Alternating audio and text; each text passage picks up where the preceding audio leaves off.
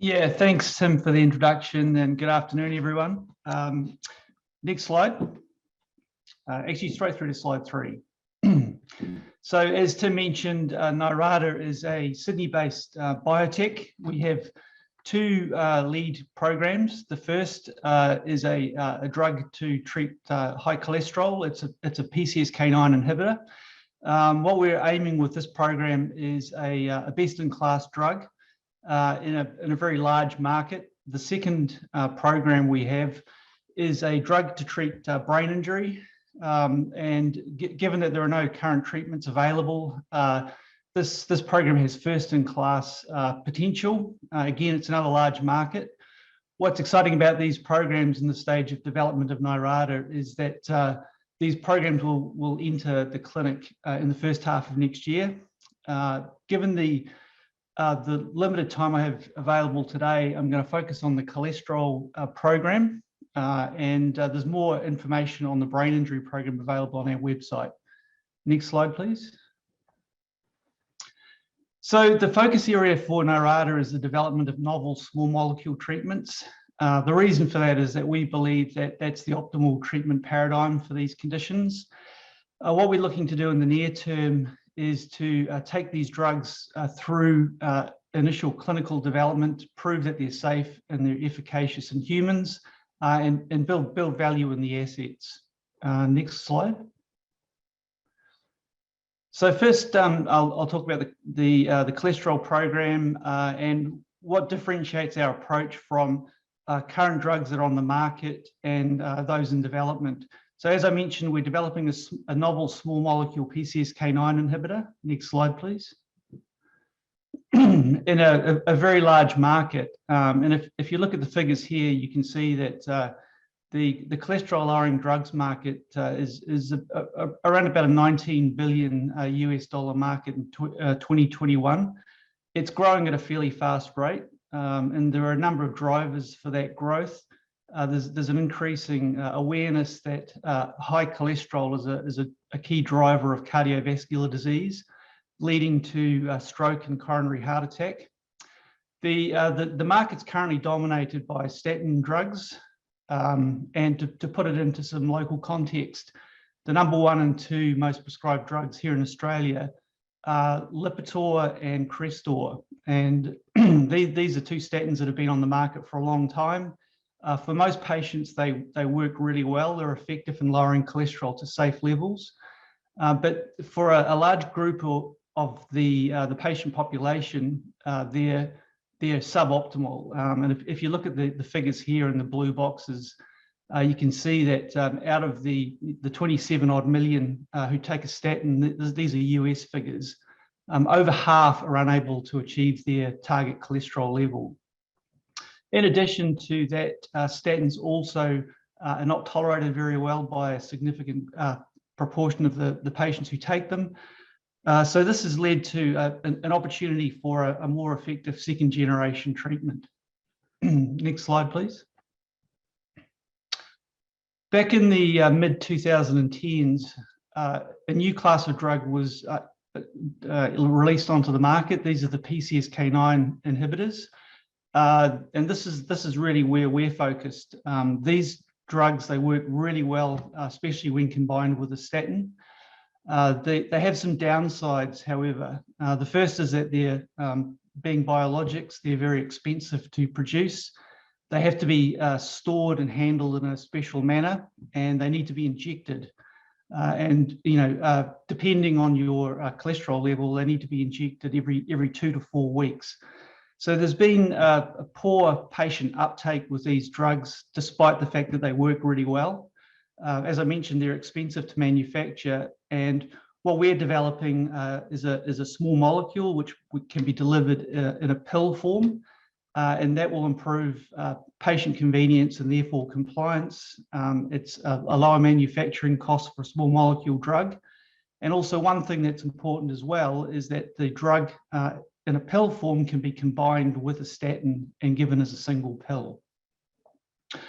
Next slide.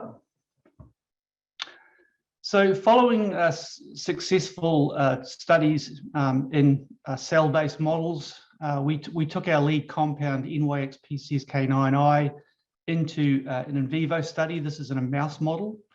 And we were able to achieve, over a 5-week period, close to halving in cholesterol levels. In the same study, we also ran it against the leading statin, Lipitor, and in this study, Lipitor reduced cholesterol by 27%, just under a third. What we were looking to also show in this model was the effect of combining the two into a single treatment. And pleasingly, when we did that, excuse me, we got a 2/3 reduction or close to it in cholesterol. One thing about this model I'll mention, this was in a transgenic mouse model, and this is a mouse that was specifically genetically engineered to mimic how a human would metabolize cholesterol. So this model has been shown to translate very well into the clinic. Next slide, please. More recently, further work was done with an optimized version of that molecule by researchers at Duke University.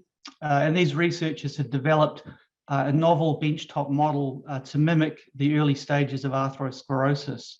And what they did is they took human stem cells and they grew these artificial arteries, and they studied them over a period of a few days to see what effect PCSK9 would have on the early stages of development of atherosclerosis. That's the buildup of plaque on the inside of the artery. And they ran a study with our drug. And what they were trying to show was the effect of a Pcsk9 inhibitor in this model they've developed. And pleasingly, and as you can see in the images on the bottom right, the drug treatment showed a significant attenuation in the adherence of cells to the arterial wall. And this is a proxy for the early stages of atherosclerosis. This study is about to be published shortly, as is the mouse study that I mentioned on the previous slide, and we'll be making that data available, all those papers available on our website if anyone's interested in taking a deeper dive. Next slide. So this slide here just outlines the work that's been done to date and what our plans are for 2023. We're looking to complete preclinical safety and toxicology studies in the end of this year and into next year, ahead of moving into phase 1 clinical development. One thing I'll also mention is the patent position. This is technology that was developed here in Australia. They're novel molecules, and we own the rights to the molecule. We've had a patent granted in the US and also in Europe. And we have a second patent at PCT stage for our second generation molecules. Excuse me. Next slide. So I mentioned moving into the clinic. We have a phase 1 study planned to be completed next year. We hope to get that started in the first half of the year. And originally, we conceived this as a healthy volunteer study, but recently we've looked at how we can accelerate the program, and we've actually added additional arms to the study, where we'll look at the effect of the drug in the target patient population.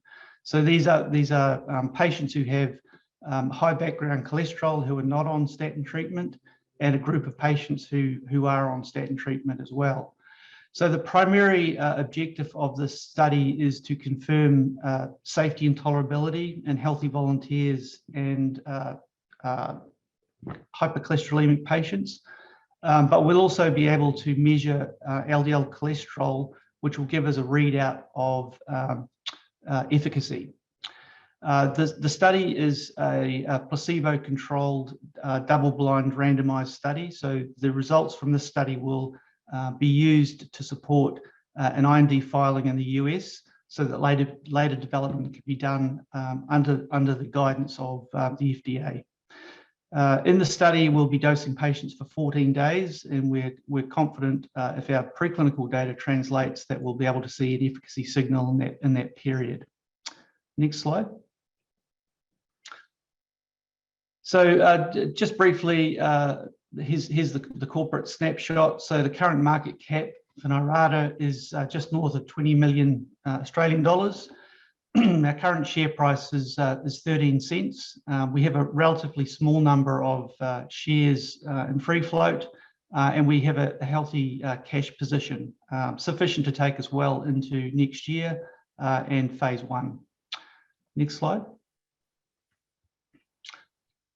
So behind the effort, we have an experienced, highly talented team based here in Sydney. My background, I've spent 25 years in clinical research in a variety of roles, and I've worked in cardiovascular disease and also neurology, which is relevant to our brain injury program.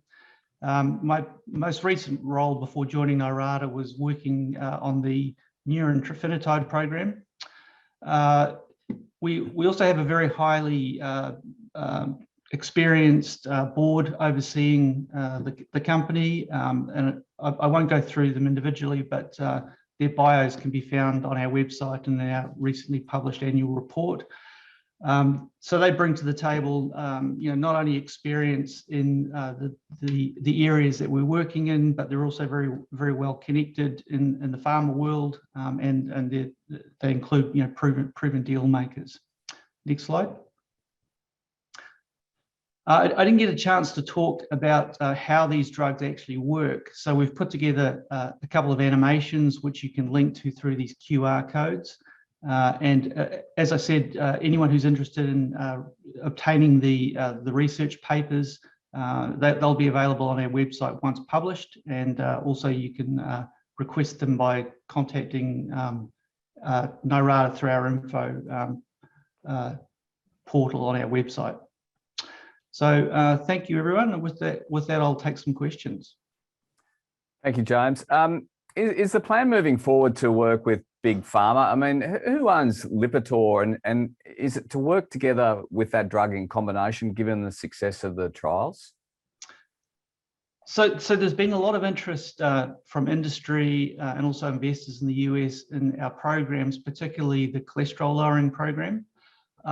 One thing with the statin market is that the branded statins like Lipitor and Crestor are now off patent.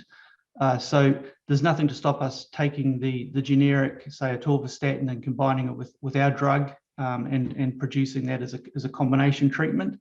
But for patients who are statin intolerant, a good treatment option would be to take our drug as a monotherapy. Understood. And so what does success kind of look like from the phase 1 cholesterol lowering study? So primarily we're looking to confirm safety and tolerability, and the nice feature of studying cholesterol is that it can be measured by a simple blood test. So for a lot of drug development programs, you really need to wait till late phase 2 development to get a good handle on whether the drug actually works. I think what we'll be able to see in our phase 1 study, phase 1/2A, is not only confirming safety, but whether the drug is having a cholesterol lowering effect.